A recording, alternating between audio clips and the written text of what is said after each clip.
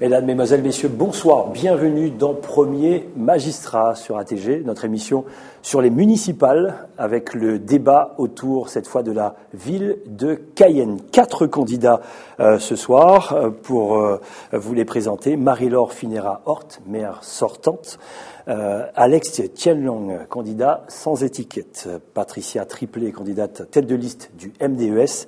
Et Alex Wemer, candidat d'Hiver Gauche. Nos 4 candidats pour le débat de ce soir. Une explication avec, dans un premier temps, la présentation de la commune, donc signée Nestor Radiou. Il y aura ensuite le débat, puis le regard de jeunes. Notre jeune, ce soir, s'appelle Rodrix Fala, étudiant en 2e année l'école de commerce. Notre grand témoin ce soir, Nestor Radiou. Tous les deux qui vont analyser le débat, les 4 candidats et poser plusieurs questions à nos candidats. Voilà pour la présentation de cette soirée. J'espère que ce débat sera courtois, en tout cas limpide pour les téléspectateurs. Allez, c'est parti pour la présentation de la commune avec Nestor Radiou. Bonsoir.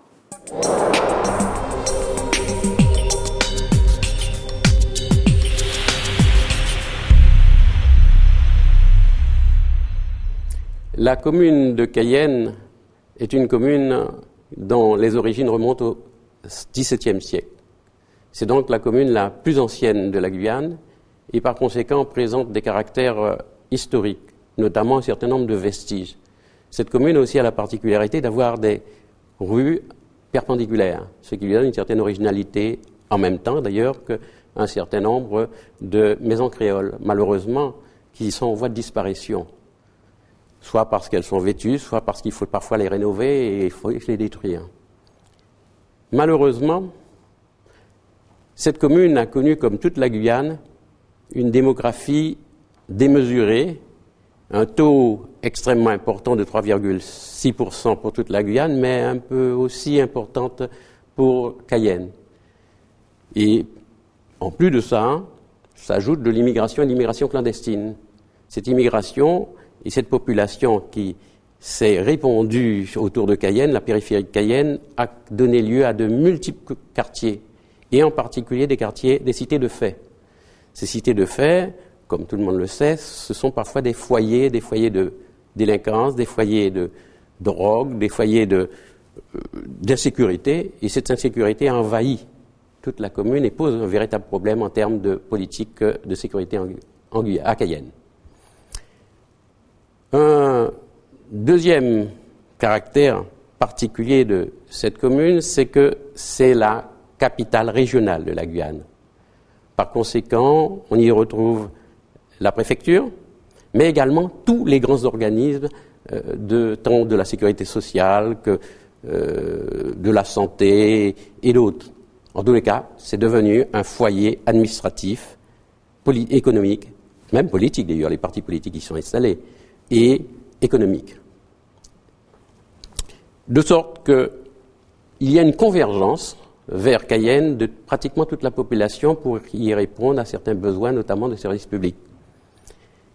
Cayenne est donc devenu un lieu où la circulation est extrêmement difficile, notamment en termes de stationnement, en termes d'embouteillage. Tout ça pose des problèmes de transport. Je pense que la politique communale doit ici aussi y apporter des réponses. Un dernier élément de ce statut particulier, c'est que la commune de Cayenne, qui est une ville d'ailleurs, est la plus petite en termes de superficie et la plus peuplée. De sorte que, par sa petitesse, le foncier devient rare et donc cher, et par conséquent, la commune devra se densifier du fait même de l'importance de sa population. De sorte ce qui accroît encore tous les problèmes d'insécurité. C'est aussi une population jeune, par conséquent, pose des problèmes d'éducation, d'école notamment. Ce qui veut dire qu'il y a toute une réflexion de politique, de gestion de l'urbanisme à poser en termes de cadre de vie et de qualité de vie qui me paraît indispensable. Je pense que le débat de ce soir apportera un certain nombre de réponses à certaines problématiques que j'ai posées, malheureusement pas toutes parce qu'elles sont extrêmement nombreuses comme pour toutes nos communes. Bonsoir.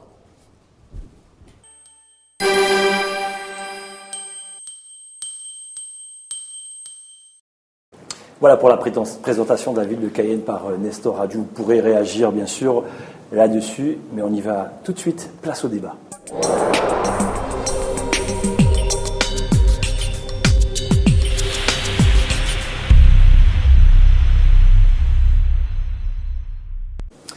Et on y va tout de suite avec une première question à Alex Wehmer, Patricia Triplet, également à Alex Tien-Long. Pourquoi cette candidature aujourd'hui? Je me rappelle, Alex Tien-Long, au début de la campagne, vous disiez que le prochain maire de Cayenne, ce serait vous. Vous nous direz si vous le pensez toujours aujourd'hui. Patricia Triplet, pourquoi une candidature aussi tardive? Et Alex Wehmer, pourquoi votre candidature? Alex Tien-Long, on y va. Alors, vous disiez que je vous disais... Pourquoi cette candidature? Et vous disiez que vous serez le prochain maire de Cayenne. Oui, quand on va dans cette compétition, c'est pour la gagner. Oui, je me présente parce que la démocratie me le permet. Je rappelle que je suis agent territorial de la commune de Cayenne, de la ville de Cayenne. Et pour me présenter, il me fallait prendre une disponibilité. C'est ce que j'ai fait. Et aujourd'hui, je suis très content de participer au débat pour pouvoir partager la vision que j'ai de la pratique politique, de l'exercice du mandat local et de la méthode et du style que si demain nous sommes appelés à être aux affaires, que nous allons appliquer. Voilà. L'une des raisons qui fait que je suis là ce soir devant vous. D'accord, très bien.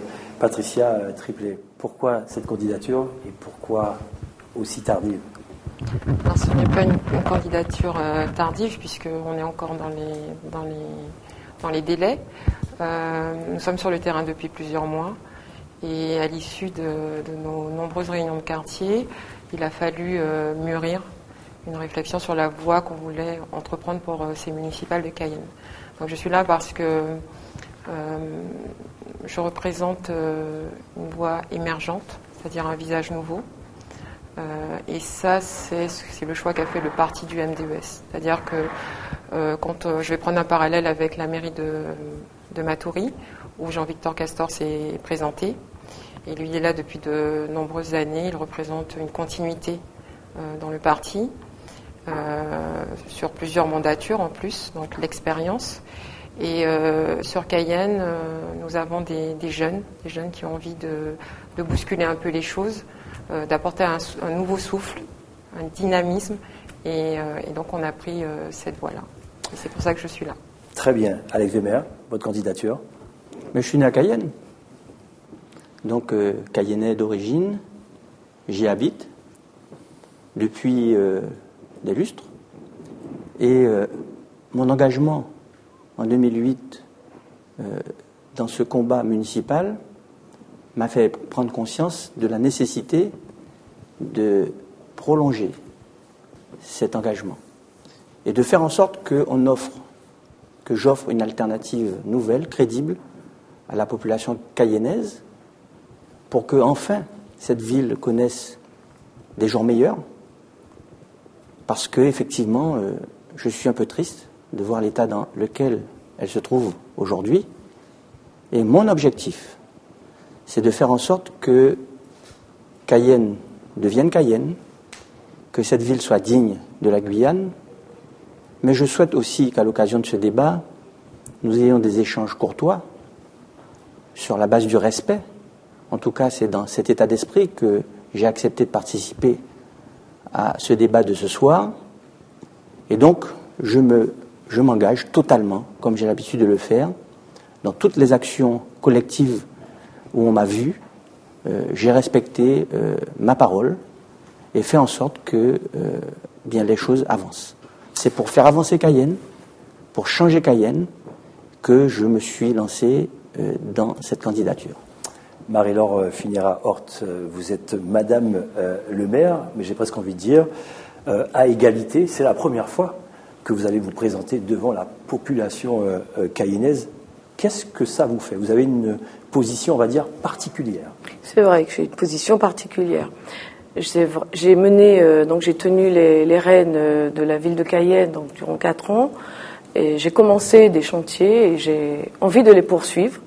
J'ai envie de me présenter à la population qui me connaît, je pense, suffisamment pour avoir parcouru tous les quartiers de la ville, pour avoir mis en place des actions et qui ne sont pas terminées, vous le savez. La ville de Cayenne est un chantier, tout est à faire. Ce que j'ai fait, je l'ai fait avec les moyens dont je disposais, mais je crois qu'il faut être plus ambitieux, il faut avoir des perspectives, des prospectives pour 2025. Mon programme, c'est Cayenne 2025. Très bien. Alors, vous pouvez bien sûr débattre entre vous. Je rappelle, c'est un débat démocratique. Et on va attaquer sur le premier thème. La ville de Cayenne détient quasiment toutes les administrations et collectivités majeures de la Guyane. Tous les regards sont donc tournés vers elle, et notamment la jeunesse, qui ne cherche qu'une chose, un travail, un emploi. Messieurs, dames, qu'avez-vous mis en place dans vos programmes respectifs pour trouver la solution du chômage chez les jeunes? Alex Tianliang, qu'est-ce que vous avez dans votre programme là-dessus? Bon, vous savez, le développement économique, la lutte contre le chômage, ce sont des prérogatives de l'État et de la région. La commune de Cayenne peut apporter des aides indirectes aux entreprises. Des aides indirectes aux entreprises, c'est-à-dire permettre leur installation dans de bonnes conditions, en fixant des prix privilégiés pour contribuer à faire en sorte que des entreprises viennent sur la commune pour créer de la richesse, des emplois. Accompagner les associations qui participent à l'insertion, à la création d'emplois. Aussi, promouvoir l'engagement des jeunes à travers des dispositifs tels que le BAFA ou les brevets d'éducateurs sportifs, entre autres. Mais la mission, je ne sais pas si créer des emplois, il ne me semble pas, selon le cadre juridique des actions de la commune, que c'est la première responsabilité de la ville de Cayenne, enfin d'une collectivité communale. Voilà ce que j'ai à dire sur ce sujet. Patricia Triplet. Je pense que c'est au contraire de sa responsabilité, puisque si nous mettons en place un programme en faveur des jeunes, les jeunes vivront bien. Et nous, on construit notre programme autour de cette thématique qui est un axe central, c'est-à-dire le bien vivre. J'ai envie de dire, je ne vais rien faire, ou le MDS ne va rien faire pour les jeunes. Enfin, je ne vais rien faire, ce sont les jeunes qui vont construire un programme avec nous. Et on est dans cette démarche-là depuis de nombreuses années, mais surtout depuis plusieurs mois concernant les élections municipales. C'est-à-dire que sur la construction du programme, on a discuté avec et les habitants et les jeunes pour savoir ce qu'ils envisagent, ce qu'ils sont en force de proposition. Et qu'est-ce qu'il en ressort? Alors, c'est un peu délicat parce qu'en fin de compte, on avait décidé, comme je vous ai dit, on a fait notre annonce ce matin. On avait décidé que vous étiez prêt déjà. On est prêt, mais on doit présenter notre programme le 7 mars. Donc, vous êtes d'ores et déjà invité. D'accord. Je vais plutôt. Mais vous ne dites pas aux téléspectateurs ce soir? Notre programme? Oui. Alors, le programme, comme je vous dis. Sur les emplois, sur les jeunes. Alors, sur les jeunes, ce sont les jeunes qui feront des propositions, qui sont les plus amènes à exprimer leurs besoins. Nous, on est là dans un rôle d'accompagnement, un rôle de pouvoir mettre en place quand cela paraît intéressant. Voilà. Très bien. Marie-Laure Funera-Hort, alors vous dites que vous aviez effectivement commencé un travail que vous poursuivez, dites-nous. Tout à fait. Alors, pratiquement tous les matins à 6h15, j'ai toujours 3 ou 4 jeunes qui m'attendent devant mon bureau. C'est pour vous dire l'exaspération, la détresse de ces jeunes. Alors, il faut savoir que nous avons un service là, qui est le DSRU, où il y a la politique de la ville, où nous mettons en place des actions, des contrats urbains de cohésion sociale avec les différentes associations, comme par exemple Ancrage, qui occupe 3 directions, c'est-à-dire qu'ils font de l'insertion.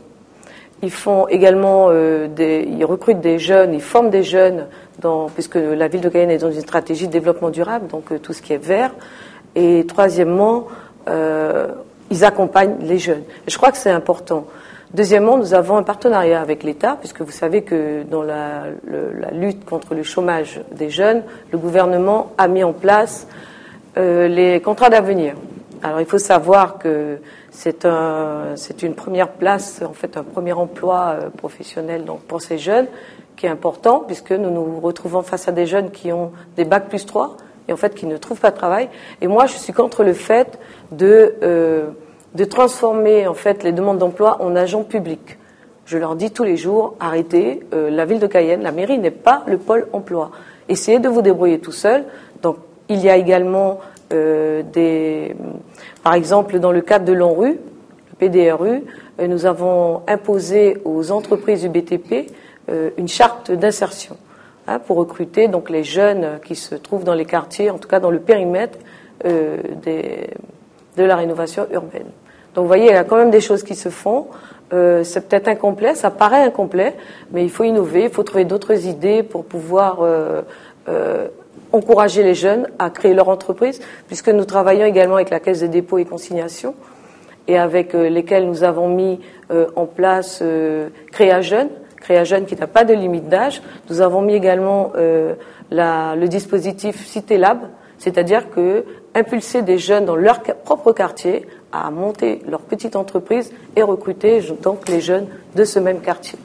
Très bien. Alex Wehmer, les jeunes, le chômage, est-ce que la ville de Cayenne doit impulser quelque chose, doit faire rêver ces jeunes, ou effectivement ce n'est pas le rôle, comme disait Alex Tianyong, de la ville de Cayenne? Non seulement c'est le rôle de la ville. Je n'ai pas dit que ce n'était pas le rôle. J'ai dit la primauté du développement économique, c'est la région. C'est la région qui a la compétence dans le développement économique du pays.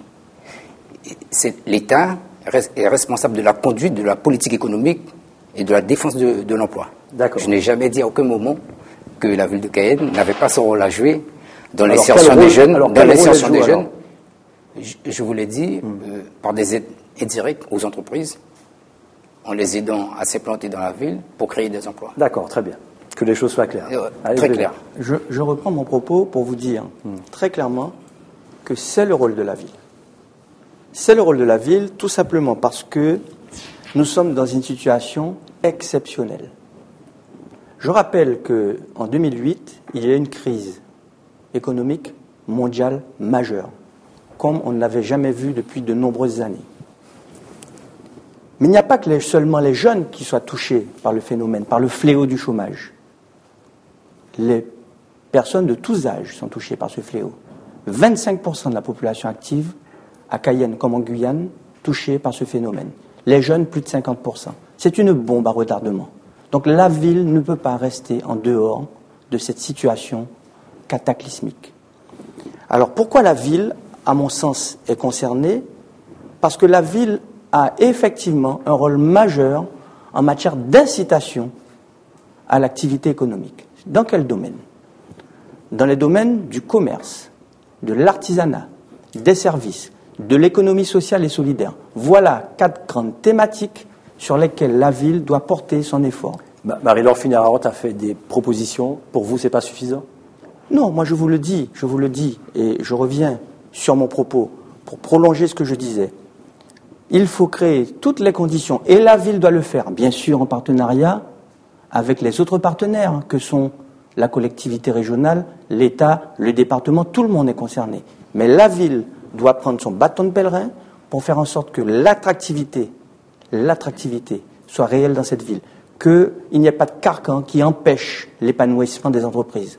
Donc seule l'économie marchande sera capable de créer de l'emploi dans les 10 ou 20 ans qui viennent. Pas les collectivités publiques, parce qu'elles sont en contraction budgétaire. Et donc la ville doit porter son effort considérable pour faire en sorte que l'activité se développe à l'intérieur de la ville, qu'elle ne parte pas sur d'autres communes ou sur d'autres territoires, que les entreprises soient payées dans les délais, qu'une politique de grands travaux soit lancée pour créer ce qu'on appelle un cercle vertueux de l'économie et faire en sorte que demain, l'activité croissante un PIB en croissance permette à la collectivité communale d'engranger des recettes fiscales supplémentaires. Ce n'est pas compliqué. Alex Thielman. Voilà ce que je craignais au cours de ce débat, qu'on soit dans de grandes figures rhétoriques, quoi. Il faudrait peut-être rappeler les compétences d'une commune, sa mission. Quand nous serons en place, de quoi serons-nous responsables? D'une mission de service public. Et notre idéal, à nous, c'est de faire en sorte que cette mission soit le mieux, soit de bonne qualité à l'égard des administrés de la ville de Cayenne, des citoyens. Alors, nous ne pouvons pas tirer dans des grandes figures rhétoriques, de belles envolées lyriques pour faire... Vous parlez pour qui là? Pour Non, mais ça je le craignais. Et pour ne pas... clairement dire qu'on n'est pas dans la rhétorique. Quand on a des jeunes Laissez-moi terminer. qui se lèvent le matin, qui n'ont pas d'emploi, pas de revenus, il n'y a pas de discours rhétorique. Il n'y a pas de théorie. Il y a une réalité qui est devant nous. Il y a une réalité. Il y a une réalité. Une commune a des missions propres, c'est-à-dire le cadre de vie, la sécurité, la politique sportive, culturelle, des métiers bien précis.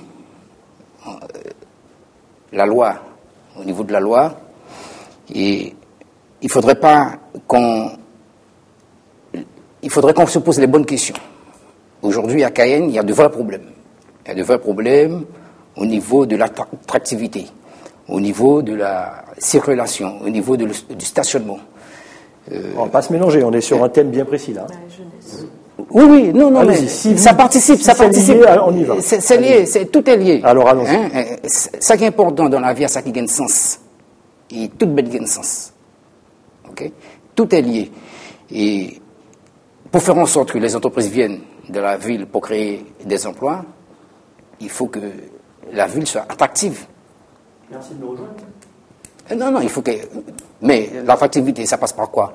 Avoir de bons trottoirs. On va y revenir. Entre autres. L'attractivité. Je prends un exemple. Quelque chose... Donc s'il n'y a pas de bon trottoir, il n'y a pas d'entreprise? Non, j'essaie. Je fais un peu d'humour, mais j'essaie de vous suivre.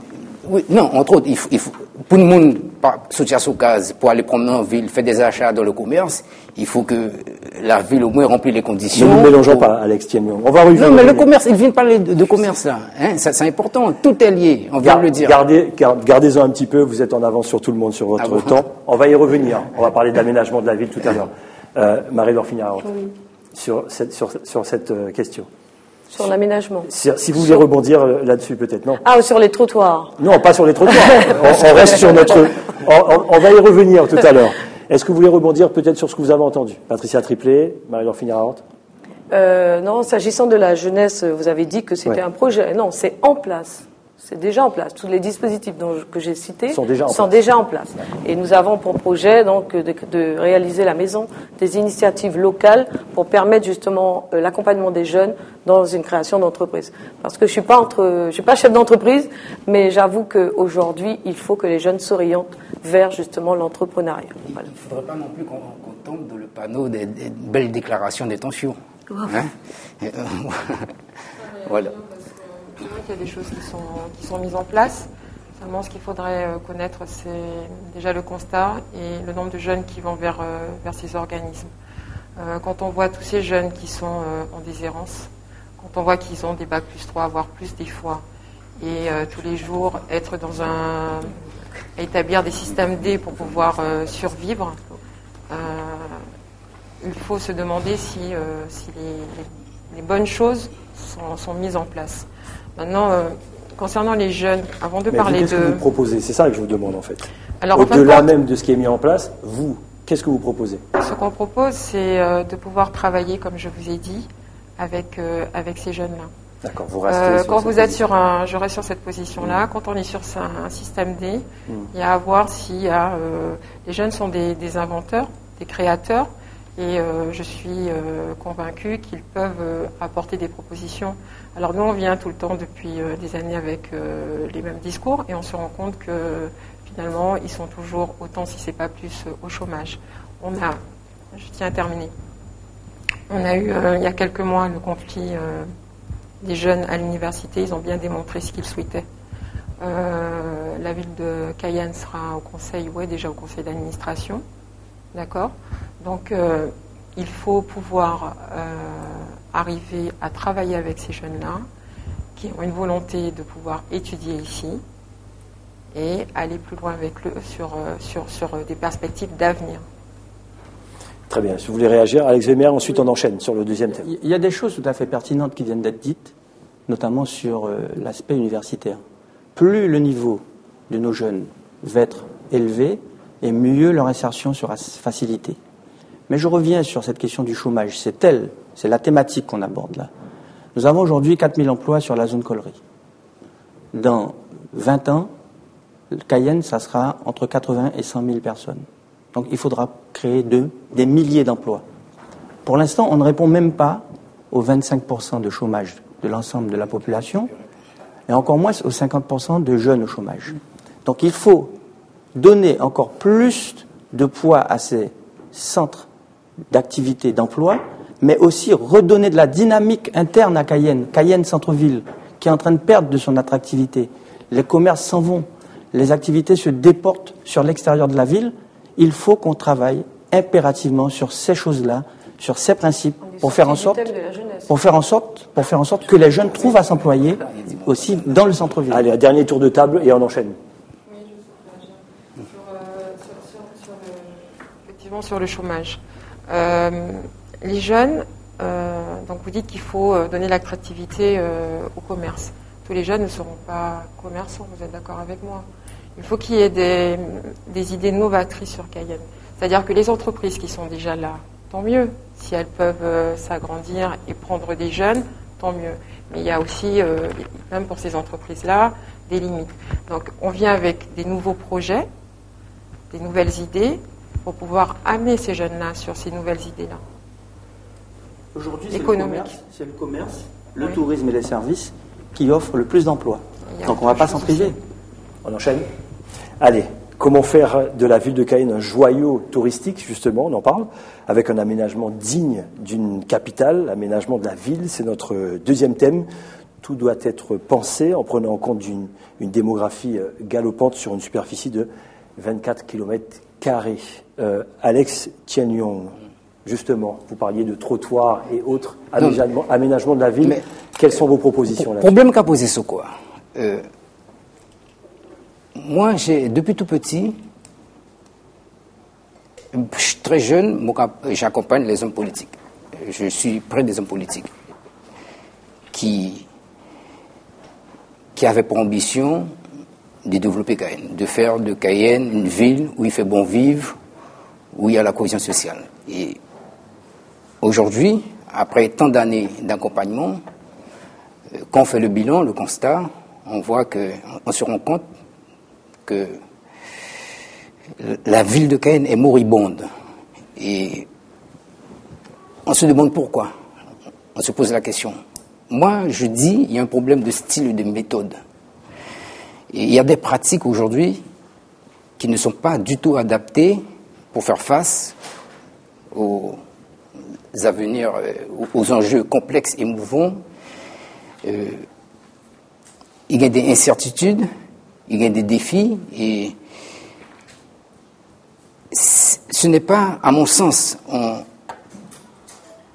gérer une ville comme Cayenne de façon fermée, de façon clanique, sans intégrer et relier entre eux les différents corps socio-économiques, entre autres la société civile, les associations, les habitants, toutes les personnes qui vivent. Non, c'est une question de méthode. Alors, voilà pour le constat, la méthode ne vous convient pas. Non, la méthode ne me convient pas. Alors, quelles sont vos propositions? Moi, je pense que... Non, les acteurs territoriaux doivent être aidés par les experts aujourd'hui. Ce n'est pas le cas là? Je ne pense pas. Pour élaborer ensemble, pour définir une vision à long terme. Et ça, Ça s'appelle la gouvernance. C'est tout l'enjeu de la gouvernance locale. Et aujourd'hui, on en est très loin. Voilà. Donc le problème, j'essaye de Le problème, c'est le problème de style et de méthode. Bon, on parle d'aménagement de la ville, et pour vous, le problème de style et de méthode ne fonctionne pas. Oui. Voilà pourquoi il y a ce résultat-là. Un système qui est mal contrôlé et pas efficace du tout. D'accord, mais j'ai pas eu de proposition, ceci dit. Non, mais moi, demain, si moi... vous changez la gouvernance, changer le style. Le style, voilà. Changement de style pour avoir une autre... Absolument, pour que chacun puisse faire de son apport personnel un élément dans la construction. On a bien compris. Voilà. Alex Bemer. Ça, c'est le dossier emblématique. L'aménagement de la ville et qui est lié à l'attractivité. Il faut avoir une vision globale de cette ville. C'est la plus petite commune de Guyane, c'est la plus peuplée pour encore quelques années, puisque Saint-Laurent va basculer bientôt au-delà des chiffres de Cayenne, mais c'est la plus peuplée. Et elle est centrale parce qu'elle est capitale régionale, et qu'une capitale régionale doit avoir un minimum d'éléments dans son aménagement. Et ce qu'il faut dire par rapport à cet élément, c'est que Cayenne a du charme, mais ce charme s'est délité au fil des ans. Et pour redonner à Cayenne son aura, sa lumière, etc., il faut travailler sur tous les domaines. Premier élément qu'il faudra travailler, c'est l'aspect global de la ville. On ne peut pas continuer à avoir une fracture urbaine entre le centre-ville et le reste du territoire de la ville, par rapport au canal Lossa. Donc c'est une épine dorsale importante qu'il faudra travailler, qui est déjà prévue dans le cadre du projet de développement et de rénovation urbaine, le PDRU, et cet outil-là est un élément de jonction entre les deux parties de la ville. Il faudra aussi rendre cette ville à la vue océanique. Tourner la ville vers la mer. Je crois que tout le monde est d'accord dessus. Comment on va s'y prendre? Il y a déjà des projets dont on connaît les montants, mais ils ont du mal à voir le jour parce qu'on est en contraction budgétaire. On va parler de budget tout à l'heure. Donc, on va tourner la ville vers la mer. Il faut lui donner effectivement sa chance et faire en sorte que, par exemple, au niveau de l'entrée de Chaton, il y ait un vrai front de mer, comme on les trouve partout ailleurs dans le monde. Il faut que le port de Cayenne soit quelque chose qui donne de la vie au centre-ville. Il faut que le canal Lossa soit un élément fort. Et puis surtout... Beaucoup de chantiers, donc. Il y a beaucoup de chantiers, il faudra beaucoup de temps, beaucoup d'investissements, et surtout, donner aux quartiers et cités qui sont aujourd'hui à l'abandon leur lettre de noblesse pour qu'ils ne soient plus les laissés pour compte de la ville. Qu'en pensez-vous, Marion Finel? J'aimerais bien que M. Wemer me cite des quartiers qui sont à l'abandon. Il n'est pas difficile de les trouver. Je peux vous amener à la cité Anatole, par exemple, cité Pasteur, Bonhomme. Vous allez voir dans quel état... Vous ne suivez pas les dossiers parce que la cité Pasteur et Clive, donc ce sont des habitants que j'ai l'habitude de rencontrer. Et aujourd'hui, nous sommes venus leur présenter les travaux de busage qui vont être faits. Parce que dès la première fois, il y a 4 ans, je les ai rencontrés, c'était leur problématique, les inondations, les canaux à ciel ouvert. Et nous avons pris un peu de temps, comme M. Wemer l'a dit tout à l'heure, c'est très long. On ne peut pas, compte tenu des contraintes budgétaires.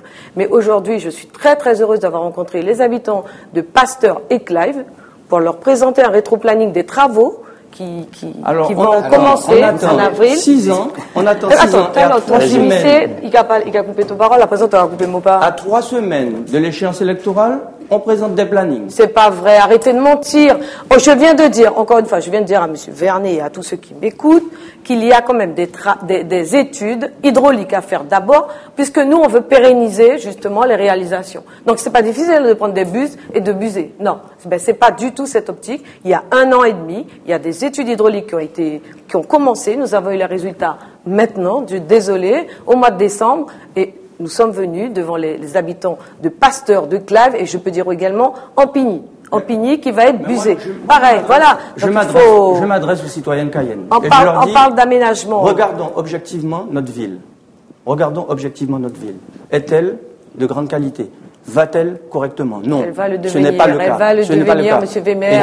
Et je veux entendre Patricia Triplet qu'on n'a pas encore entendu. Patricia Triplet sur la question. Vous pourrez réagir tout à l'heure, Alex Thiénot.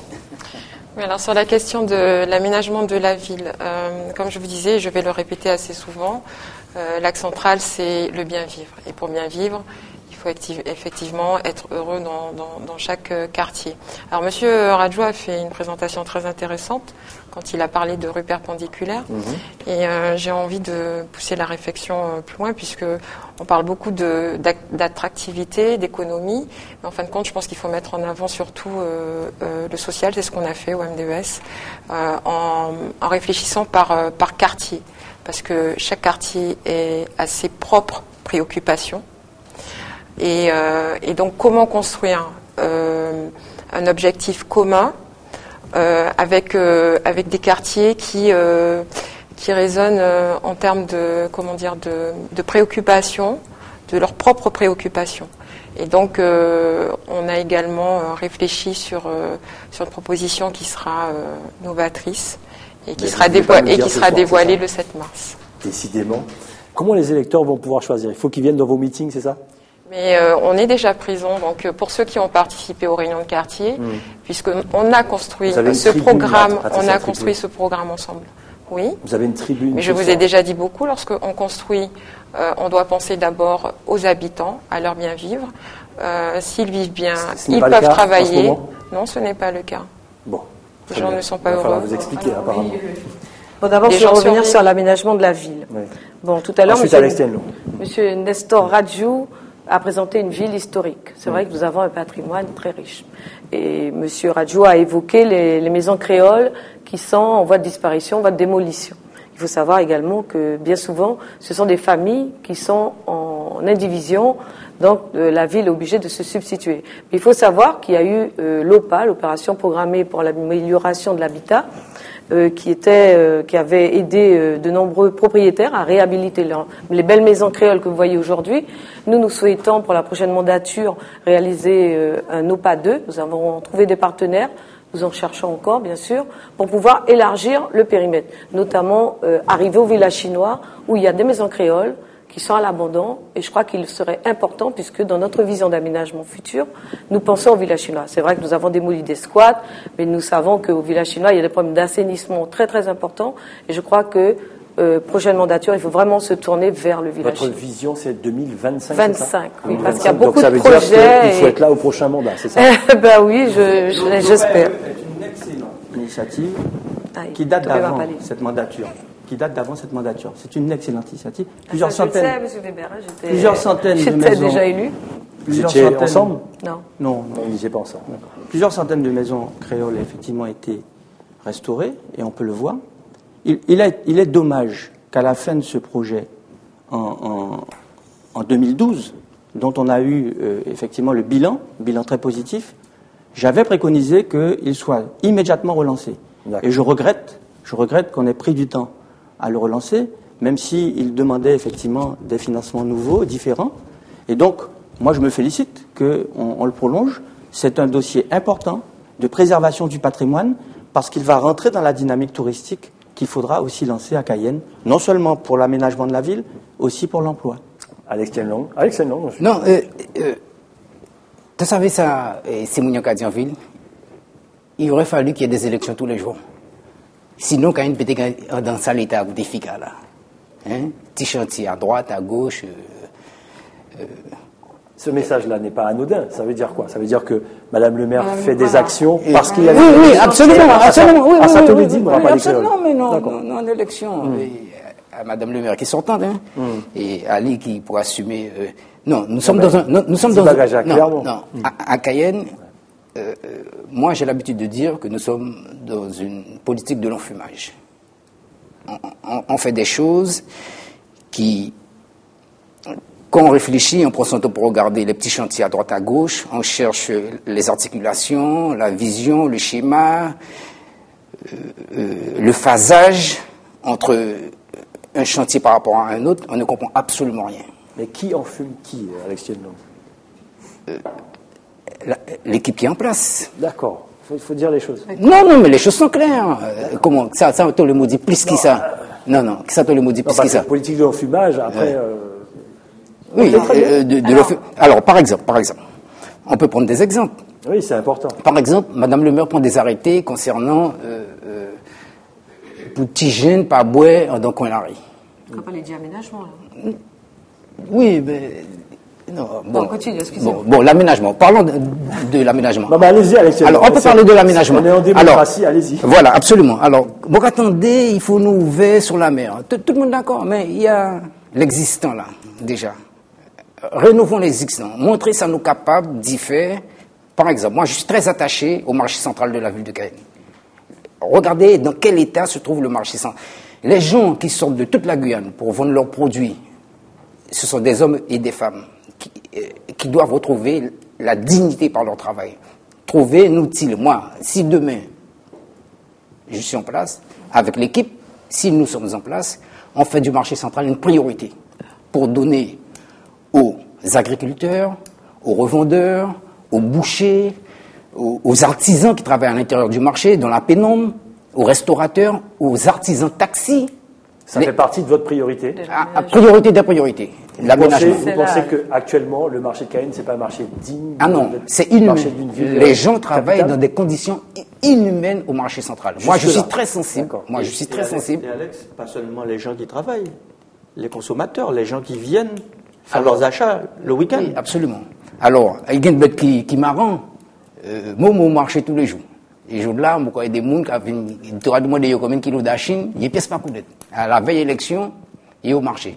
Non, pour dire que avant d'élaborer commençons à rénover, à entretenir l'existant. Nous chimins, voie communale. Il n'y a pas de round qui, bon. Pas vrai. Qui laisse, bah mon exemple.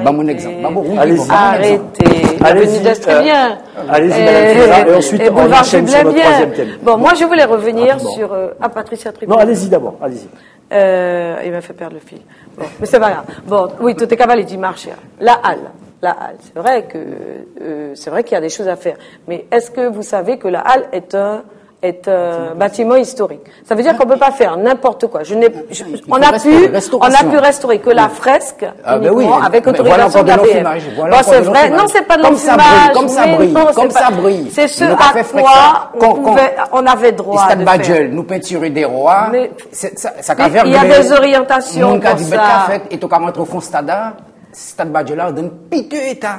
Donc l'emballage est joli, mais c'est ce qu'il dit. Mais il faut savoir qu'il y a un projet dans la nouvelle mandature, prochaine mandature, c'est prévu, Monsieur Tienlong, c'est prévu l'intérieur du marché. Autour du marché, il y a des problèmes d'assainissement. C'est la CACL qui doit intervenir. Est-ce que à mon faute, il a essayé de Eh ben oui. Dans la municipalité. Oui, peut-être, oui, mais je ne suis pas de la CACL. Il y a des conseils communautaires. Eh ben alors, c'est pareil, c'est la communauté d'Aglo, Monsieur Tienlong. Ce n'est pas la ville. Et puis je voulais revenir sur les trottoirs. Il faut savoir que là déjà, donc il y a élection qui est arrivée, mais à étude qui était faite, boulevard Gibelin et avenue de Col, les trottoirs vont être faits à partir du mois d'avril.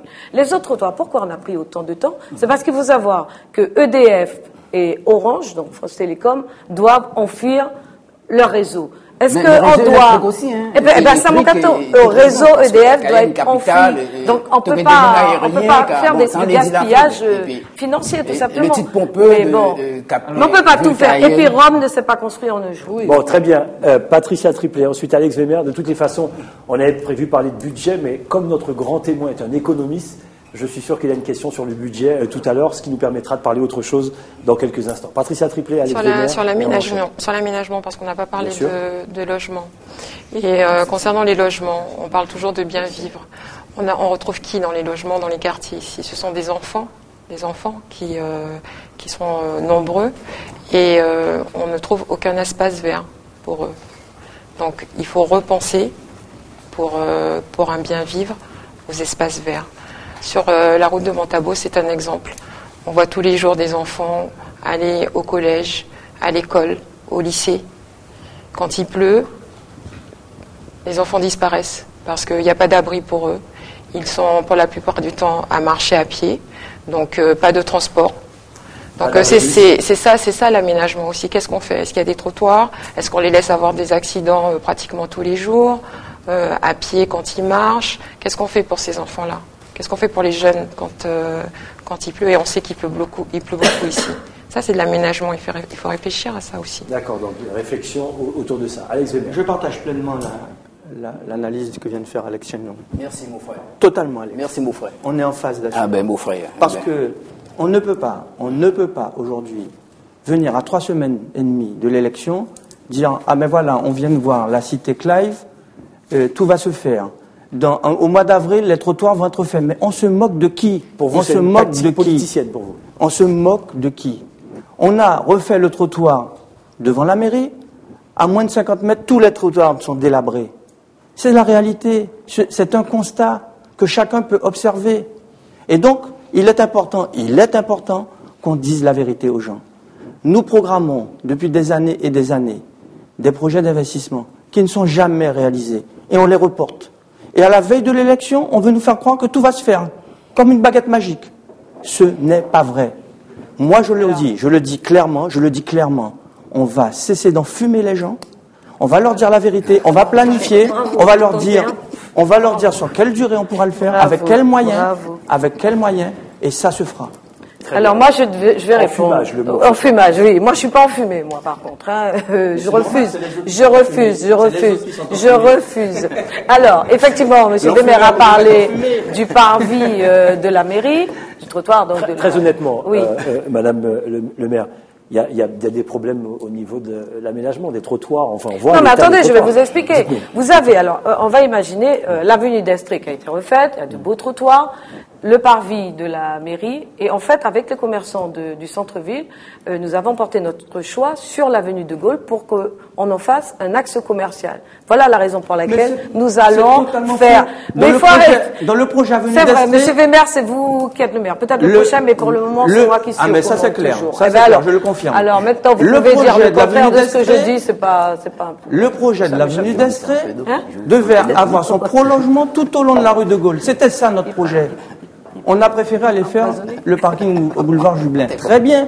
Il a été financé pour moitié par l'offre territoriale de la collectivité régionale. Aujourd'hui, la mairie, pour voir demain qui nous regardent, les dizaines de milliers de gens qui nous écoutent. Vous n'écoutez pas, Monsieur Wemer? Oui, j'entends. Mais je connais le mot qui est là. En 2008, si pas tes mots, il pas Et donc, ni madame. il faut qu'on soit clair.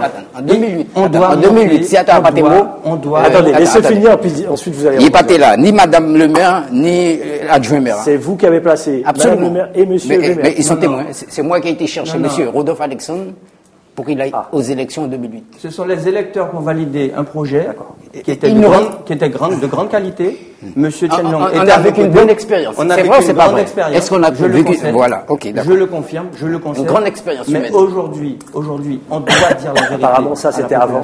On doit dire la vérité à la population. Tout ne sera pas possible, mais ce qu'on va annoncer, on doit le faire. Il faut qu'on tienne parole.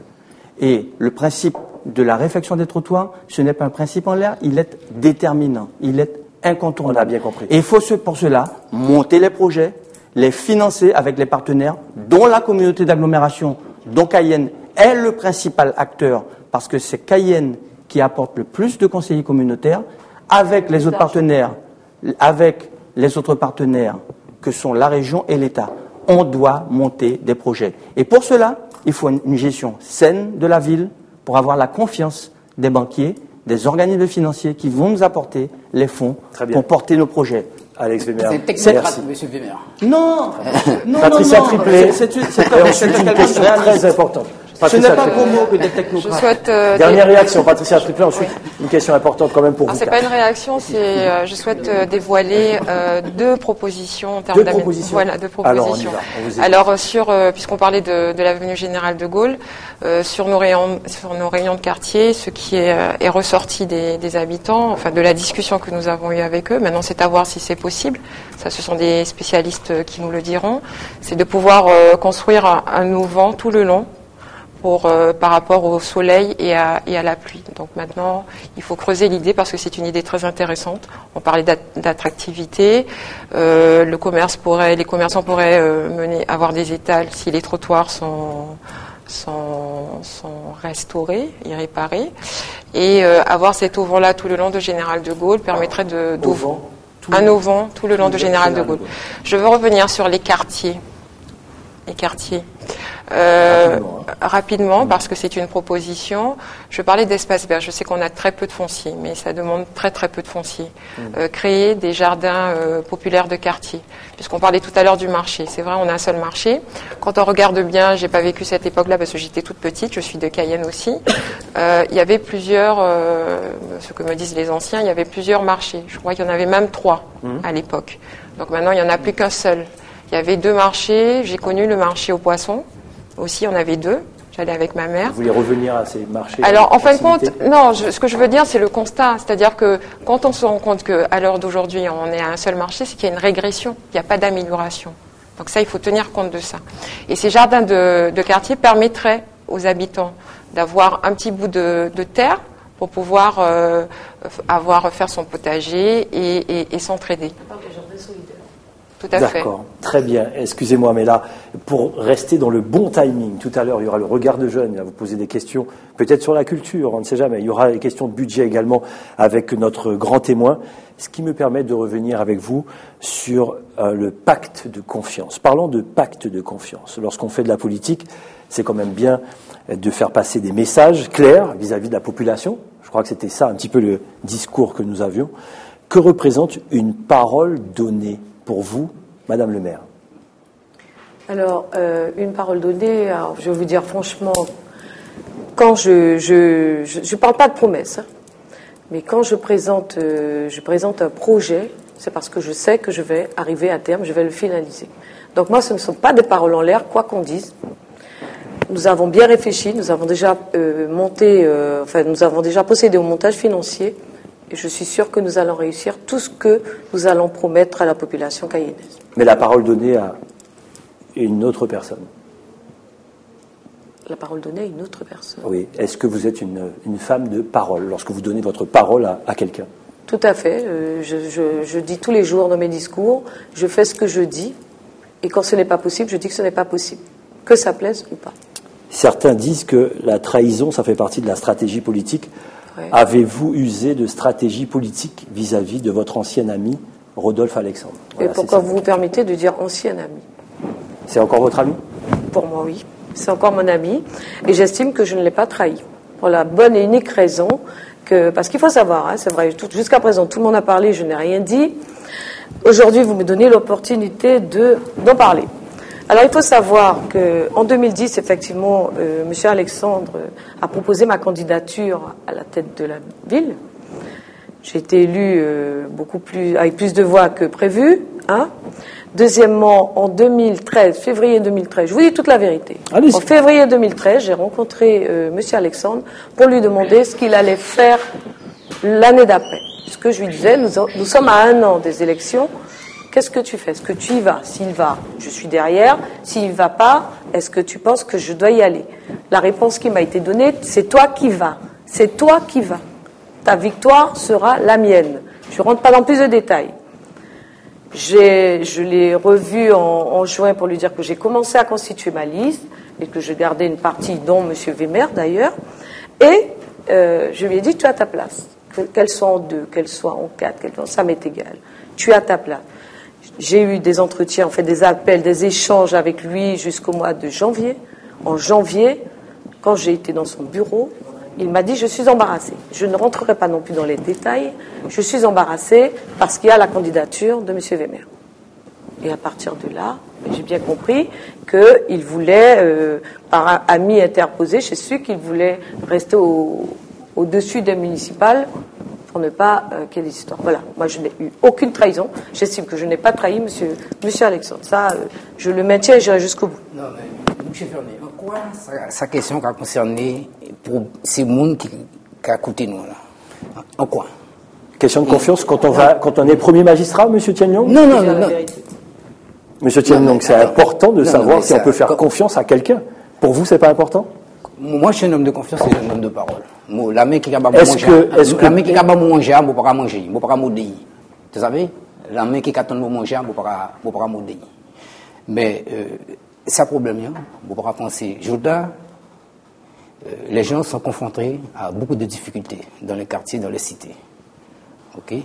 Et ça ne faisait pas partie des thèmes que vous m'avez envoyé pour qu'on puisse débattre de ce... Mais je garde les questions pour moi. Merci de le dire. Ouais. Les thèmes, c'est une chose. Les questions, je les garde pour moi. Nous sommes, quand même, par rapport à mon métier, je suis bien obligé. Pour vous, mais c'est important, pour vous, le pacte de confiance, quand on veut devenir maire, ça n'a aucune importance? Comment ça n'a aucune importance? Mais je suis dans une démarche nouvelle. Moka dit, alors, allez-y. tu pas au courant, Moka informer tout. Non, mais parce que je dis, c'est vos électeurs qu'il faut informer. Oui, alors, parce que je dis, moi, j'attache beaucoup d'importance au style et à la méthode. Hein, au renouvellement et à l'alternance. Et je dis, moi, si demain, je conduis une liste pour gagner, parce que s'il y a quelque chose dont je suis sûr, c'est si je conduis une liste, on gagne les élections, dès le premier tour, le 23. Nous sommes à 45 sur la liste. S'il y a une personne parmi nous, les 45, qui est plus apte à être maire, qui apporte des garanties, exigences morales, audace intellectuelle, non, c'est très important. Tu n'auras pas les dit confiance. Allez-y. Tu n'auras pas les dit confiance. Nous avons désigné, non, mais nous avons fait une campagne d'explication et de pédagogie vis-à-vis des électeurs. Nous avons dit, mais ça nous a fait. À l'extérieur, on conduit la liste pour gagner. Telle personne sera désignée comme maire. Très bien. Ça te brise. Ça qui est plus belle qui ça qui pacte de confiance. Très bien. Très bien. C'est votre vision. Patricia Triplet, sur le pacte de confiance. Moi, j'ai envie de dire que c'est une question qui est, comment dire, qui paraît un peu surréaliste parce qu'il faut avoir confiance aux uns et aux autres. Je veux dire, si on se présente, il faut qu'on nous fasse confiance. Mais et en même temps, je comprends votre question parce qu'on est tellement dans une... Donc elle n'est pas si surréaliste que ça. Non, parce qu'en fin de compte, je vous explique pourquoi. Dites-moi. Elle devrait être naturelle. Enfin, cette confiance.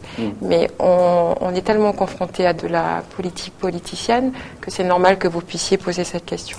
Donc moi, je suis très à l'aise parce que on est avec une équipe qui sera dévoilée le 7 mars de colistiers et ils nous ont fait confiance. Et quand on verra que ce sont des personnes qui sont vraiment à l'image de la population cayennaise et j'ai même envie de dire guyanaise, c'est une grande preuve de confiance. D'autre part, quand vous parlez de confiance, je suis également à l'aise parce que ce programme, on le construit à plusieurs.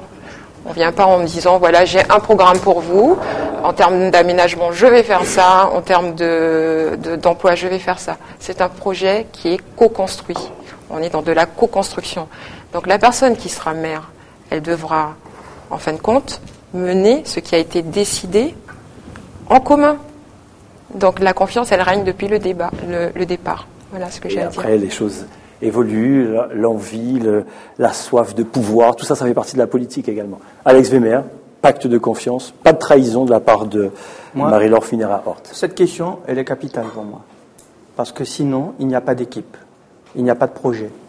Et il n'y a pas de réponse à nos électeurs, à nos contribuables, aux usagers de la ville.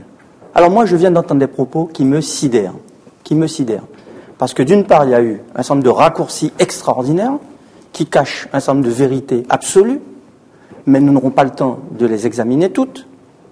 Moi, ce que je dis, c'est que lorsqu'il y a pacte de confiance, il y a parole donnée, il y a aussi loyauté. La loyauté, ce n'est pas un vain mot. On est loyal à quelqu'un ou par rapport à un certain nombre d'éléments que nous avons annoncés. Cette équipe-là, qui s'appelle Agir ensemble pour changer Cayenne, le leader naturel de cette équipe s'appelle Rodolphe Alexandre. C'est lui qui l'a constituée. Pour des raisons politiques et d'évolution de la situation, il a dû quitter la ville de Cayenne et aller à la présidence de la région. Tout le monde l'a accepté. Il a demandé, et ça a été accepté majoritairement par le groupe, que Mme Phinera soit nommée. Elle a été désignée, elle a été élue, et c'est là où le pacte de confiance a été rompu. C'est là où le pacte de confiance a été rompu. Parce qu'à chaque fois que nous demandions des échanges pour voir comment le projet avançait, ces échanges n'ont jamais pu se tenir. À quel moment ça... À chaque fois, mais rêvez toujours. Ah ouais, si là, vous voulez rêver. Parce que les gens qui nous écoutent, les administrés qui nous écoutent, eux, ils rêvent pas. Ils voient la situation de la ville qui se dégrade. Et à chaque fois que des alertes étaient données, jamais de réponse. Et la raison aujourd'hui du divorce, parce qu'il y a divorce. Il faut appeler un chat un chat. Marie-Laure Finiraro dit le contraire, mais pour vous, il y a trahison, il y a divorce. Il y a une trahison, il y a une haute trahison. Dernière réaction. Oui, allez-y, et ensuite on va passer au regard de Rodolphe Alexandre. Vis-à-vis de M. Wemer, je n'ai aucune trahison, moi. Au contraire, M. Wemer a voté sur 1009 rapports, 1009 délibérations. M. Wemer a voté 1008. Et jusqu'au conseil municipal du 12 décembre, M. Wemer était avec nous.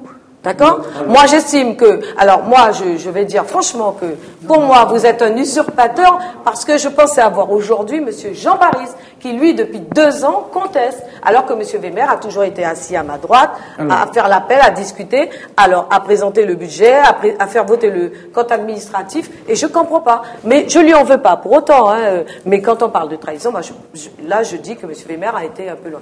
Qu'il ait la velléité d'être candidat, ça ne me pose pas de problème. Mais je pense que M. Wemer, contre adultes, on pouvait échanger sur cette décision. Voilà. Moi, il y a pas. Il y a des choses que je ne peux pas comprendre. Et ça, aujourd'hui, il faut les éclaircir. Il faut éclaircir les choses. Mais les gens s'expliquent. C'est un débat démocratique, M. Tiennon. Acceptez-le. Ça ne fait pas partie des compétences de la ville de Cayenne, d'une collectivité. C'est vrai, mais ce sont des non, questions. Il faut arrêter. Non, pas pour régler ça. Ce sont des chamailleries, ça. Les gens, mais non, ce ne sont pas des chamailleries. On est en train de s'exprimer. Allez, conclusion sur la confiance et on enchaîne. Alors, on est au carnaval. Moi, je ne suis pas à Toulouse. Mais moi, je pense qu'il faut se garder. On doit se garder, malgré tout, de traverser la réalité. Voilà. C'est ce qui se passe. C'est un programme, alors. C'est ce qui se passe là. Et donc, je vois que moi, ce que je demande, c'est que la même comptabilité de mes présences et de mes votes qui a été tenue par Madame, elle est la même qualité de gestion de la ville de Cayenne. On va parler de gestion tout à l'heure. Effectivement, on a été aussi pertinent pour tenir une comptabilité de ma présence et de mes votes, eh bien, on devrait être aussi bon sur la gestion de la ville. Avec le grand témoin, je ne serai pas assis là. Avec le grand témoin. Je ne serai pas assis là, mais je voudrais. En termes de timing, il faut que Mme Marie-Laure Finiraro conclure. Vous allez conclure tout à l'heure. Pour en terminer, parce qu'il faut en terminer de cet épisode, qui est quand même un peu malheureux. Pour en terminer, moi, ce que je voudrais dire, c'est que chacun a le droit de se présenter.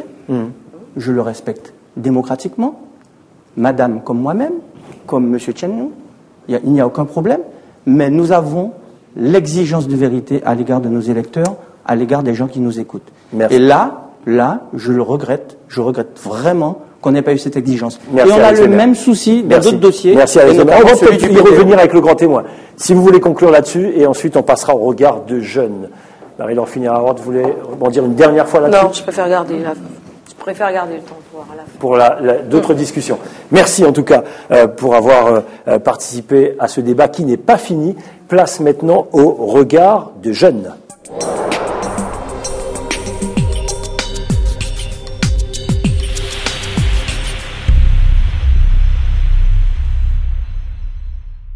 Et on accueille Rodrigues Falla, qui est en 2e année d'école de commerce. Rodrigues, bonsoir. Qu'avez-vous pensé du débat et votre question? Donc alors, j'ai trouvé que c'était un débat très courtois, très discipliné, avec beaucoup de perspectives d'innovation. J'ai trouvé qu'il y avait une certaine vision globale et beaucoup de recul, de la part de certains représentants. Et j'ai particulièrement trouvé que c'était un débat assez appréciable. Très bien, Rodrigues. La question? Donc alors, je souhaiterais savoir, comme vous l'avez souvent dit, que vous donnez une place prépondérante, on va dire, à ce qui est la culture, en fonction des maisons, des cases créoles et tout ce qui s'ensuit. Donc, quelle est la place que vous donneriez à la culture au sein de vos budgets annuels? Très bonne question, justement. Finance, culture. Et donc, on va parler de projets dans un premier temps avec ceux qui briguent pour la mairie de Cayenne. Alex Tienlong, la culture. Combien vous allez prendre dans le budget pour la culture? C'est très important, la culture. Très important, et je suis très attaché à la notion de la culture, parce que il n'y a pas de politique culturelle à Cayenne. Aucune politique culturelle à Cayenne. Et au-delà D'ailleurs, il n'y a pas de centre. Aucune politique culturelle. Aucune politique culturelle à Cayenne. D'accord. D'ailleurs, il n'y a pas de centre culturel à Cayenne. Il n'y a pas de centre culturel à Cayenne. Quand il y a dans toute grande capitale. Et à l'instar de Cermak à Fort-de-France, en Martinique, mon ambition était de mettre une politique culturelle comme ça en place à Cayenne. Pour si demain, tout le monde, l'effet commerce, que la peinture, que le théâtre, que la poésie, jeu d'instruments, pour trouver une offre municipale qui a permis à donner secours à la culture. Et pareil aussi pour les équipements numériques, hein, et la fracture numérique. Pour nous, Timoun, aussi, il y a accès à apprendre Internet, comment il va utiliser ça pour demain développer la politique de la sensibilité et de l'image. Alors, là non plus, pas assez. Ça n'a pas existé du tout. Pas existé du tout. Du tout. D'accord. Ok. Alors voilà mon ambition au niveau de la politique culturelle. Je ne dois pas passer dans n'importe quel quartier cayenne, si tu n'en parles à Paris, et devant sur la télé, qu'à nourrir son imagination. Il n'y a pas rien d'autre pour ces petits-mounons. Ok. Et ça triste. Pour ça, pays dans sa situation, capitale d'écurie, entre autres. Très bien. Là, vous faites un constat complètement négatif au niveau de la politique culturelle. La politique culturelle de Cayenne. Patricia Triplet, vos propositions là-dessus. Je dirais pas, Rodrigue, il n'y a pas de politique culturelle. Je dirais qu'il faut concevoir la politique culturelle autrement. Alors, je vais vous donner un exemple. Alors, j'avais dit que je donnais pas de proposition, mais il faut vraiment qu'on parle de culture en effet. Quelle vision on veut donner à Cayenne? Est-ce que c'est une vision, je parle de vision donc à moyen et long terme, une vision économique, une vision de ville culturelle, une vision de ville, pourquoi pas de ville étudiante. On a l'université qui est là, à ses balbutiements, l'université de Guyane. Et quand on parle d'étudiants, il faut qu'on parle bien sûr de culture. Et qu'est-ce qu'on propose pour les jeunes? Et dans les quartiers, qu'est-ce qu'on propose? Donc on n'a pas de cinéma à Cayenne, c'est la ville, c'est la capitale. Il n'y a pas de cinéma, il faut qu'on aille à Matoury pour aller au cinéma. Il faut que les jeunes trouvent un moyen de transport pour arrêter d'embêter papa et maman à toute heure pour pouvoir emmener, pour qu'ils aillent au cinéma. Il n'y a pas de théâtre. Mais comment il faut concevoir un théâtre? Est-ce qu'il faut concevoir un théâtre comme le Zéphyr, qui est pratiquement, qui n'a pas d'animation en continu? Ou est-ce qu'on réfléchit, comme je parlais de bien vivre, par quartier? C'est-à-dire, est-ce qu'on ne pourrait pas construire des petites salles de théâtre, comme on voit dans d'autres villes, hein, en France, un peu partout, avec 200, 250 places, au lieu de faire des gros projets à 600 places, et pouvoir à ce moment-là venir vers les jeunes de quartier, pour qu'ils puissent proposer leur propre culture. Parce que on parle aussi des sound systems, mais comme je disais tout à l'heure quand on parlait des jeunes et des systèmes D, est-ce qu'il n'y a pas quelque chose à sortir de là et à pouvoir justement donner une identité positive, je dirais, de la culture? Parce que c'est ce que les jeunes aiment. Donc il faut pouvoir être inventeur, et ça, les jeunes savent le faire. Là, vous y tenez, ce côté créatif, invention, ça c'est un mot qui revient souvent. Aucune politique culturelle dans la ville de Cayenne, apparemment un constat. Je n'ai pas encore donné la parole à Exoner. Marie-Laure Finéa-Hort. Excusez-moi, monsieur Vernet, je n'ai pas dit aucune politique. J'ai dit qu'il faut concevoir. Ah, d'accord, excusez-moi. D'accord. Vous inquiétez. Alexandre. Je suis désolée de dire qu'il y a une politique culturelle. Je pense que l'élu délégué quand même fait un excellent travail. Nous avons une population qui est composée de différentes populations et je crois qu'elle se démène pour mettre en place des rencontres culturelles. Nous avons le jeune à évoquer le patrimoine architectural. Il y a eu des conférences sur la maison, je ne vais pas donner les noms, mais les différentes maisons créoles. Et il y a eu quand même un important succès. Les gens se déplaçaient, les jeunes également, pour connaître l'histoire de ces différentes maisons. Il y a quand même, nous avons mis en place des statues de façon à ce qu'il y ait, par exemple, les chaînes brisées. On sait, en tout cas, les jeunes. Mais non, les chaînes brisées sur un tas de ruines. Une référence. Les choses ne sont pas pensées à Cayenne. Il y a la statue de Justin Cayenne. Les choses ne sont pas pensées à Cayenne. Il y a le Cayenne Jazz Festival. Chaîne brisée sur un tas de ruines. Enfin, est-ce que c'est acceptable? On ne peut pas dire qu'il n'y a pas de politique culturelle. Chaîne brisée sur un tas de ruines. Allez visiter ça au Marchou. Et pourtant, allez visiter il y a ça au du marché. monde tous les jours. Non, il faut faire des choses. Non, il faut respecter les gens. Il faut respecter les gens.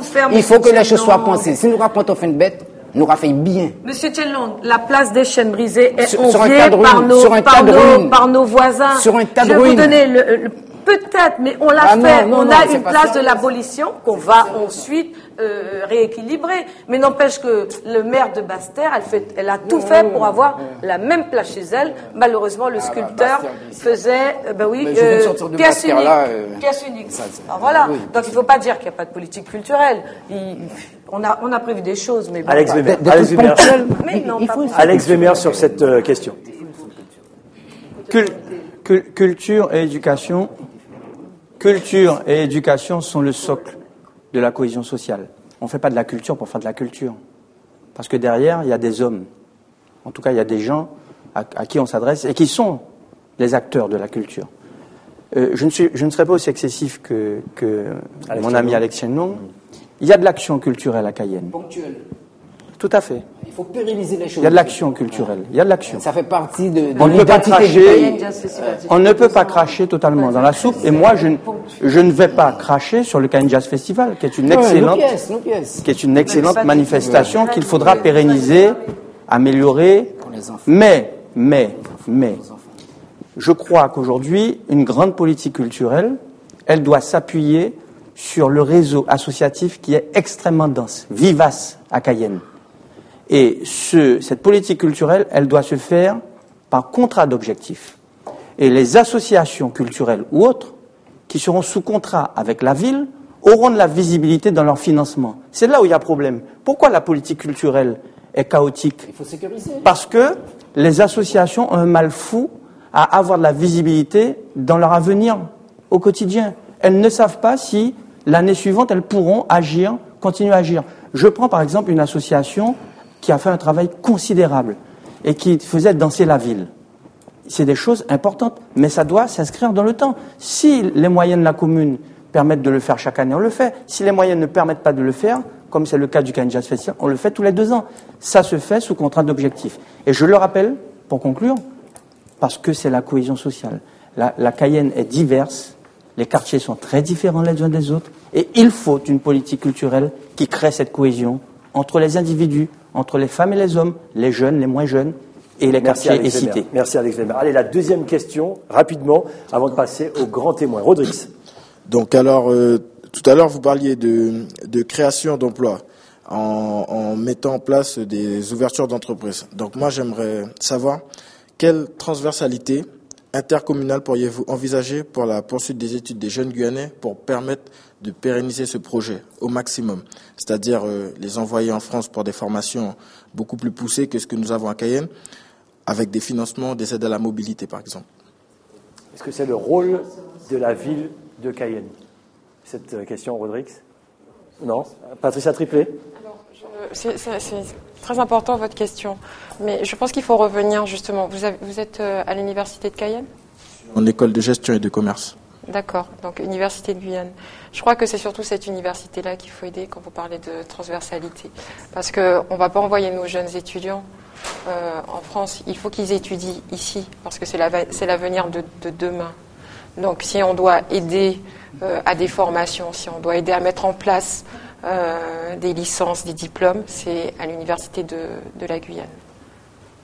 Vous voulez répondre sur cette question ou on enchaîne? Juste un petit complément Oui. par rapport à ce que vient de dire madame. Je crois que c'est intéressant et important ce qu'elle vient de dire. L'université, il faudra tous se battre, retrousser nos manches pour la réussir. Et vraiment, y mettre toute notre énergie. Ça, c'est un élément de réponse important. Mais on ne pourra pas se passer malgré tout d'échanges avec les autres. Parce que c'est ce qui enrichit notre jeunesse. C'est la question. Mais le problème que nous Rodrigues. avons, c'est que les investissements que nous faisons sur la formation des jeunes, lorsqu'ils s'en vont, et qu'on n'a pas les moyens de les faire revenir, c'est un investissement sans retour. Et ça, c'est important pour ce territoire, que lorsque les territoires investissent sur la formation des jeunes, le territoire puisse retrouver, puisse avoir ce retour, parce qu'on a besoin de vous, et je m'adresse à vous très directement, pour construire ce territoire, qui en 2030 aura 450 000, 500 000 habitants. Si ce sont les autres qui viennent le construire, ça va créer encore des désordres, et des problèmes de cohésion. Donc vous êtes au centre de l'avenir. Vous voulez dire quelque chose de très rapide? Oui, très rapidement. J'ai bien compris la question de Rodrigue. Quand on dit « ils s'en vont », c'est parce que jusqu'à maintenant, on a raisonné de cette façon-là. Si on doit pouvoir justement évoluer dans notre conscience, dans nos consciences, demain l'Université de Guyane doit proposer une plateforme plus large au niveau des diplômes et des formations. Donc il n'y aura certainement pas à partir. Bien sûr, il faut qu'on ait des échanges après, non pas avec peut-être la France, mais avec nos pays voisins, avec qu'est-ce que, en termes de justement d'études, d'échanges, peut nous apporter le Brésil, le Suriname. Il y a plus proche. Vous voulez réagir là-dessus, Marie-Laure Finira-Hort? Très bien. Merci, Rodrigue Falla. Je rappelle, 2e année d'école de commerce. C'était le regard de jeunes. Allez, sans plus tarder, on va placer donc à notre grand témoin. Il y aura sûrement une question sur le budget avec Nestor Radiou. On y va.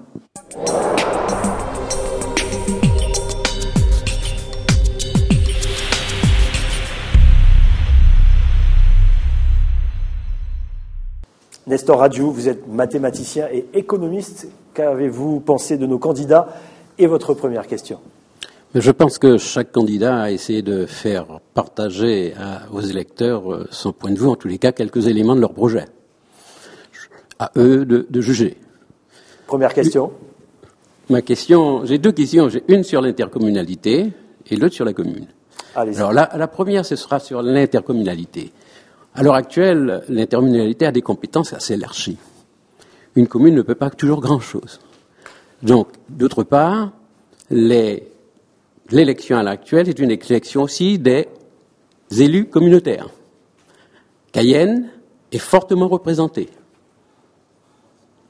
En tous les cas, il sera dominant. La question. J'aimerais savoir quelle stratégie chaque équipe a mis en place sur la vision et les orientations politiques de de l'agglomération d'Aglo. Très bien. La communauté d'agglomération, je veux dire. Et juste derrière, je pose juste une dernière question. Est-ce que vous serez candidat à la CACL si vous êtes élu, bien sûr, premier magistrat? La question à vous, Madame Marie-Laure Finira-Hort. Alors, la question de Nestor Radiou, d'abord. La question de Nestor Radiou. Bon, je crois que l'intercommunalité joue un grand rôle, effectivement, pour les communes.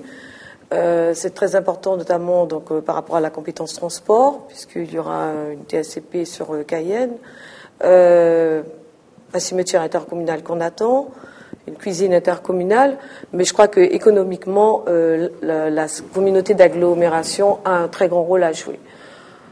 C'est vrai que je n'ai pas siégé, je n'ai jamais siégé à la communauté d'agglo, donc je ne peux en parler que subsidiairement. Par contre, dire que effectivement Cayenne est quand même le plus grand pourvoyeur financier, je crois que je ne vais pas être désintéressée. Par contre, être candidate, je n'en sais rien. Je n'en sais rien. Non, j'ai pour pratique d'attendre les résultats. Quand les élections seront terminées, on verra. On verra. Non, mais je préfère ne pas. C'est pas votre style de penser comme ça. Non. Très bien. J'attends les résultats. Non, au-delà, la communauté d'agglo, il me semble, possède en droit commun, une compétence en droit commun où M. Radiou va peut-être, si je me trompe, si je m'abuse, en matière de développement économique. Il ne peut pas répondre, allez-y. Il ne peut pas répondre. Et aujourd'hui, il faut... Et ça a une incidence sur l'emploi. C'est pas sans incidence, quoi, sur l'emploi. Parce que la communauté d'agglo a la taille critique nécessaire pour mettre en place une véritable politique de développement économique. Fait du développement économique le socle de son projet territorial, quoi. C'est très important, il me semble. Et puis, entre les communes, mettre en place des collaborations éducatives entre les communes qui constituent la communauté d'agglo. Je pense aussi que ça peut être une démarche nouvelle et qu'on devrait explorer. Vous serez candidat si vous êtes élu maire, Moi, c'est l'ambition à cause d'une liste pour gagner. Après, comme tout à l'heure, si il y a des gens qui pillent, vaillant qui vont à sous liste pour prendre poste maire, nous à 45, tout est parler de la confiance, nous allons laisser place maire pour lui. Mon seule ambition à conduire liste. Je vais conduire une liste demain, je vais gagner dès le premier tour, le 23 mars. Merci Alex Tienlong. Sur cette même question de Nestor Adieu, Patricia Triplet. Oui, c'est important de réfléchir, je veux dire, en parallèle à la communauté de l'agglo et également au projet qu'on veut pour Cayenne. Cayenne est la capitale donc, de l'agglo et les communes autour, de savoir qu'est-ce qu'on peut mettre comme lien pour avoir un meilleur transport, pour repenser aménagement. Donc, en effet, il faut en parallèle, et c'est ce qu'on fera aussi, parler d'intercommunalité et du projet sur Cayenne. Vous serez candidate ? On n'a pas encore évoqué la question. Non. Très bien. Alex Weber. L'agglomération est un instrument extraordinaire pour le développement de Cayenne et de toutes les communes qui en font partie. Je rappelle qu'il y en a 6. L'agglomération du centre littoral, c'est aujourd'hui 120 000 habitants. Demain, 200 000 habitants. C'est un budget de 75 millions. Ce n'est pas anodin. Et il est indispensable que les représentants de la ville de Cayenne aient une vision claire de ce qu'on va y faire. Parce que la communauté a des compétences de plus en plus importantes. Je ne veux pas m'étendre plus qu'il n'en faut, mais je rappelle, l'eau potable, l'assainissement, le développement économique, les déchets, bientôt l'habitat. Ensuite, d'autres compétences qui vont arriver sur les questions de sécurité, etc. Par exemple, en matière de logement. Attention à votre timing, Alex Weber. Vous êtes au-dessus des autres. En matière de logement, il faut qu'on soit extrêmement offensif parce qu'il y a des besoins énormissimes. Donc la ville doit effectivement porter une voix forte et donc je pense que nous devons être très offensifs sur l'agglo et jouer le jeu de la solidarité au sein de l'agglomération. Vous serez candidat, oui ou non, Alex Weber ? Par respect pour les collègues des autres communes qui vont compter au sein de l'agglo, des discussions vont s'établir et nous trouverons le meilleur d'entre nous et l'équipe homogène, cohérente, qui pourra porter ce projet d'agglomération. Voilà pour votre réponse. Deuxième question, très courte, Nestor Adieu, et réponse courte également pour rester dans le bon timing. Nestor Adieu, on vous écoute. Bien que l'ensemble des communes soit un moteur du développement économique, chaque commune individuellement ne peut pas grand-chose sur les problématiques que nous rencontrons.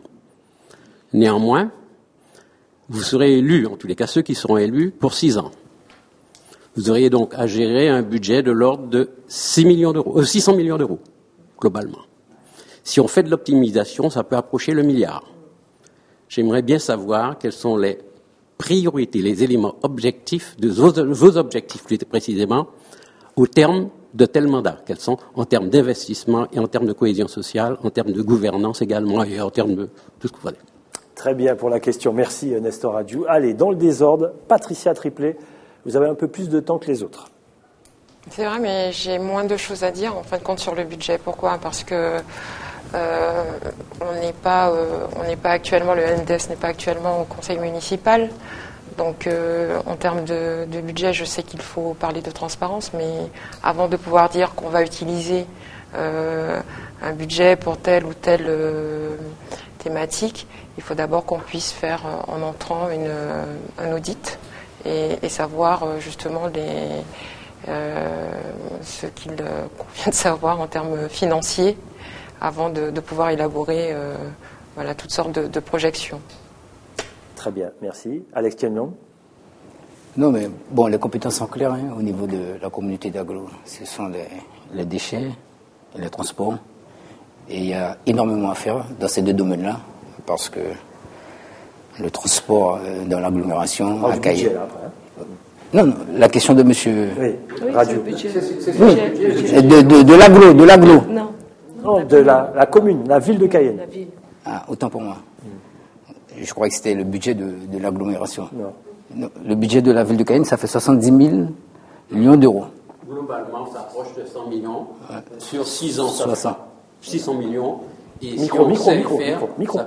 si on sait y faire, on peut approcher le milliard. Alors, je veux dire, en termes, puisque bon, le budget, il y a deux sections. Le budget traduit une politique, traduit un projet. Je voudrais savoir quels sont les gros éléments, les objectifs de ce projet. Il y a deux sections dans le budget. La section de fonctionnement et d'investissement. Tout à fait. Bon, il y a bon, on connaît pour le fonctionnement, c'est le personnel, les emprunts à rembourser, les aides aux associations. Bon, il faudrait poursuivre dans cet effort-là, quoi, et accompagner les associations, toutes les associations, sans exception, parce que on connaît la confiance que les associations ont vis-à-vis de la population, des habitants, et le travail qu'elles font. Et puis, bon, les investissements, on l'a dit, hein, il y a énormément de choses à faire à Cayenne. Il y a des grands travaux à mener. Bon, ça va être ça. Il faut, bon, l'acquis, il faudrait rénover, réhabiliter, restaurer et démontrer ce que nous savons faire au niveau de la restauration de ce que nous avons, quoi. Les biens physiques de la ville de Cayenne. Très bien, merci Alex Tienglong. Alex Wehmer. Le terme d'optimisation me convient parfaitement, parce que le budget est l'outil par excellence de la politique générale de la ville, tant sur le plan du fonctionnement que de l'investissement. Mais la section d'investissement ne peut être efficace que si on dégage de la marge suffisante dans la section de fonctionnement pour apporter l'apport personnel, l'apport de la ville au financement de la section d'investissement. Ça me paraît important. Or, la difficulté actuelle de Cayenne, c'est qu'elle ne dégage pas d'autofinancement suffisant pour financer la section d'investissement. Ce qui l'oblige à faire financer ses projets par d'autres partenaires et puis souvent par l'emprunt. Donc l'endettement de la ville va monter en puissance par rapport à cela. Mais l'idée d'optimiser est une excellente approche parce qu'effectivement, on pourrait tout à fait imaginer qu'avec ces montages bien ficelés, avec des projets bien identifiés, eh bien, on pourrait atteindre le milliard sans trop de difficultés. Et avec 1 milliard sur une mandature, on peut faire beaucoup de choses. Quelle chose ? Quelle chose ? Vous êtes obligé de faire plus court. Quelle chose ? Rehausser le niveau général de la ville en termes de voirie, de réseau d'éclairage, de réparation des écoles, de construction sans doute de nouvelles classes parce qu'il y a plus d'enfants qui arrivent à l'école, etc. J'ai déjà exposé mes grands principes devant l'opinion publique. Du coup, nous serons encore plus disponibles. Pour vos meetings. Et pour conclure, Marie-Laure Finira.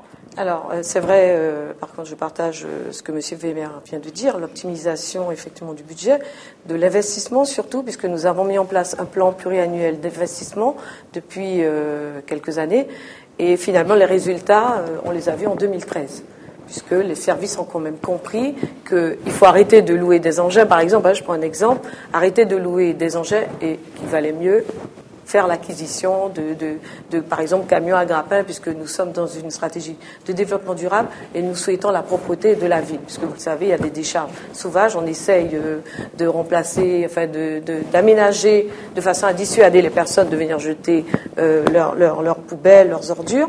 Moi, je dis que, hormis les grands projets du PDRU, que nous allons poursuivre, la réfection des trottoirs, les voiries, etc. Il y a un diagnostic de l'éclairage public qui est en cours.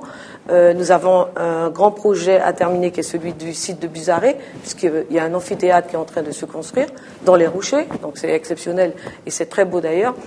Et puis la jetée du Vieux-Port, qui est aussi un projet phare du programme, où nous allons créer un pôle économique de vente d'artisanat, de restauration, d'animation. Et également, nous n'avons pas oublié les pêcheurs et les observateurs de la nature. Et puis optimiser en fait cet espace. Et puis créer un petit port de pêche derrière l'île et Malouin. Donc nous avons quand même de nombreux projets qui pourront utiliser en tout cas le budget de la ville sur 6 ans. Très bien. On remercie notre grand témoin Nestor Radiou d'avoir posé ces 2 questions. Allez, sans plus tarder, on va passer à la minute pour vous adresser donc à vos électeurs. Et Alex Tienglong perturbe un petit peu la fin de cette discussion. Non, je vous embête. Allez, on va passer. Mais non, Monsieur Tienglong. Mais non, Monsieur Tienglong. Allez, la minute pour vous adresser à vos électeurs. C'est parti.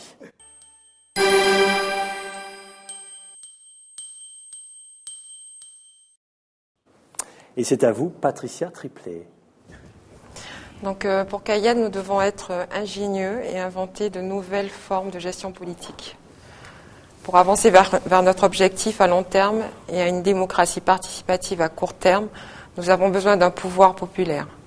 Des Cayennaises et des Cayennais qui soient en mesure de briser avec nous les entremêlements de l'exploitation et de l'injustice qui subsistent dans notre société. Une autre cadence se caractérisera par un vrai changement des relations, avec la population de Cayenne.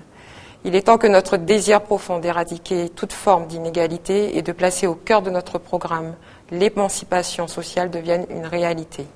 L'humain d'abord, que nous avons mis en avant lors de nos réunions de quartier depuis plusieurs mois, a incité la population à participer à l'écriture du programme au municipal. Chaque citoyen patriote, mère, père, fille, garçon, homme, femme, cayennaise et cayennais, est en droit de bien vivre en harmonie dans la dignité et la justice, ce sont nos valeurs. Nous avons... Vous avez fini ? Non, mais... Bon, allez, il vous restait quelques secondes. Allez-y. Nous avons décidé de bien vivre de placer le bien vivre au cœur de notre programme. Grâce au bien vivre, chaque habitant peut s'épanouir d'abord pour lui et ensuite avec les autres. Merci Patricia Triplet pour votre minute. Allez, on va passer à notre deuxième candidat, Marie-Laure Finera-Hort. C'est à vous. Cayennaise, Cayennais, vous avez vu le travail que j'ai effectué depuis 4 ans. Je souhaite le poursuivre avec vous, toujours avec vous, ensemble, comme je le fais régulièrement. C'est toujours en concertation avec les personnes concernées que je mets en place des projets. Et je souhaite donc continuer, changer Cayenne, transformer Cayenne, qu'elle devienne une vraie ville capitale, régionale. Je m'adresse également à toutes les communautés pour leur dire que la Guyane les a accueillis, Cayenne également, et nous devons apprendre à bien vivre ensemble, aussi bien sur le plan environnemental, aussi bien sur le plan social, et je crois que nous avons tous à y gagner. Donc je vous demande tous, à toutes et à tous, de porter vos suffrages en mon nom pour que nous puissions continuer à transformer Cayenne. Merci Marie-Laure Finera-Hort. Allez, c'est à vous, Alex Wemer. Habitants et électeurs, comme vous, je regarde Cayenne et je vois une ville pleine de charme. Mais comme vous, son déclin m'attriste. Je vous propose donc une ville tournée vers la mer, une ville fière de ses diversités, une ville universitaire et à l'écoute de sa jeunesse, une ville de renouveau dans tous ses quartiers et cités, une ville sûre et animée, une ville forte pour l'économie et l'emploi, une ville dont les agents seront respectés et fiers de servir l'intérêt général, une ville du futur. Le 23 mars, vous allez faire de Cayenne une vraie capitale, digne de la Guyane. Le 23 mars, votez sans ambiguïté Cayenne d'abord avec Alex Wemer. Merci Alex Wemer et on finit avec vous, Alex Tienlong. Merci beaucoup.